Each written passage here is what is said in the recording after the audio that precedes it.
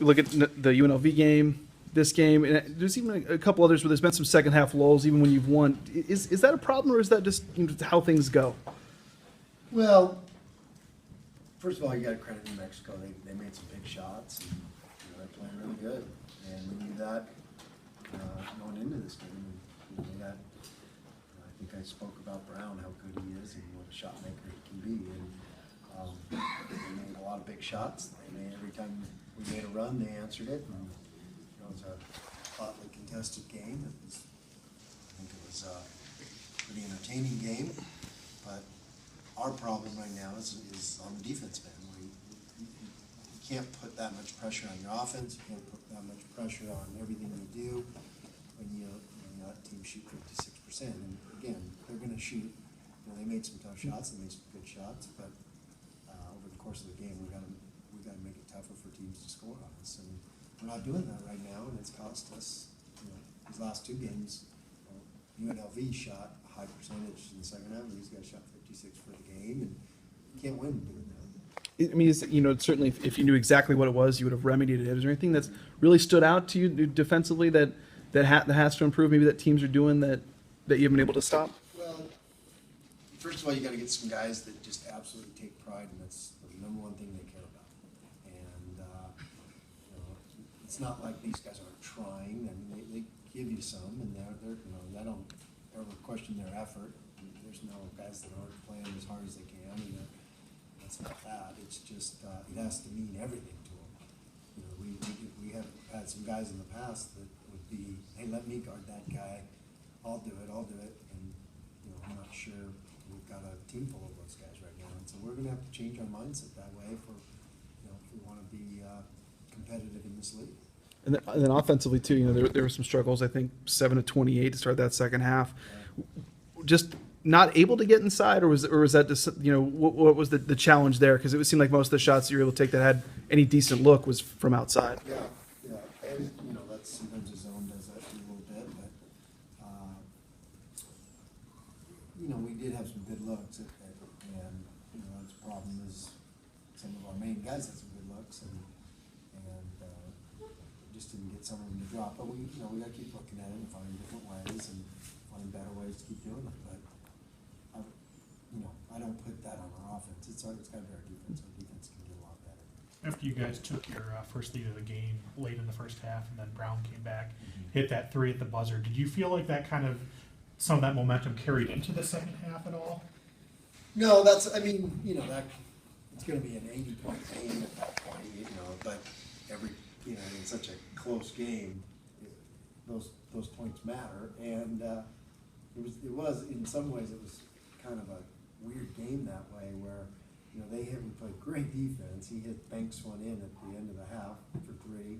We throw one up the sideline and hit a three, and it gets waved off because they said he stepped out of bounds. And so there was just a lot of kind of weird things like that can make a difference in the game sometimes. So, but I don't know if it's momentum, not momentum. I mean, that's we came out the second half and I thought we started pretty good. And, we battled them, and we took the lead, and they took it back. So, like I said, I don't question our guys hard. I don't question our guys. They care. They want to play, and they want to play their best. They're doing all they can. We just have to look at it, and find ways to help them, and find ways to make them a better defensive team. The players say it's not anything these opponents are doing to you. It's all self-inflicted wounds type of thing. What's your thought on that? Is this all just you guys, or is it our team taking advantage of your deficiencies? It's also you look at the Mountain West. I mean, that looked like a pretty darn good team to me in New Mexico. And I think if you look at what these teams, San Diego State hit a rough patch, and they've done a nice job, and they kind of solved their problems. UNLV hit a rough patch. They kind of hit rock bottom, and they're playing better. New Mexico had a rough patch where they played a tough schedule. They went to Hawaii, lost 3 in a row, and they kind of probably hit rock bottom. And so it's not we had to go through this last year. We had to maybe hit rock bottom. Hopefully that we can solve our problems too. And like I said, the thing I'm counting on, and the thing that I feel good about is we have kids that care. We have kids that care about each other. Kids that are battling. They care about being Broncos, they care about doing it the right way, and they're gonna show up to battle. And so if we just gotta keep helping them as coaches and find a way to make them better, and we'll keep doing that. And I think it's a good place to start. If I had guys that pointed fingers and didn't care, or like, oh well, it's not on us, then I'd be in trouble. But these guys, I'd rather have them saying, hey, that was us, we can do better, and that's what they're going to do. Lonnie said that the same thing you said. It's not heart and it's not effort, but sometimes it's mental stuff on the defensive side, staying locked in, playing towards the scouting report. How hard is that for you as coaches to get guys to buy into the scouting report side of it and the coaching up side of it, opposed to just the sheer effort? Well, sometimes it takes a couple losses to get their full attention. They can, you win 10 in a row, and we can warn them, and we can tell them, and they can nod their head, and yeah, we got it. Mm-hmm. They realize that, hey, you're playing against good teams, and if those little things make the difference. And but they're not dumb kids. They understand that. So hopefully that we can make some adjustments and keep getting better. There's a lot of games to be played, and a lot of this round less is going to be like that. Like I said, that was a really good team we played tonight with. Brown plays like that. He's one of the best guards you play against. I mean, that kid was pretty special tonight. And then the rest of the team did a great job too. They made all the free throws. They did all the right things and answered all our runs. Mikey also said that there's a lot of quiet guys on this team, himself included, but he thinks that there's some great leaders on this team. What kind of leaders do you have on this team? Do you like the group that you have to lead this team back from something like this? Well, we maybe don't have as much of a player-led team as we've had in the past. Sometimes I think they'd like to defer to the coaches, and that's not when you're really good. When you're really good, your players will solve the problems, and so they have to find a way to come out of their shell. And last year's team was a good example. They were a player-led team. If a team would go on a run, they'd huddle up and they'd get it done. It wouldn't be looking around waiting for us to get it done for them.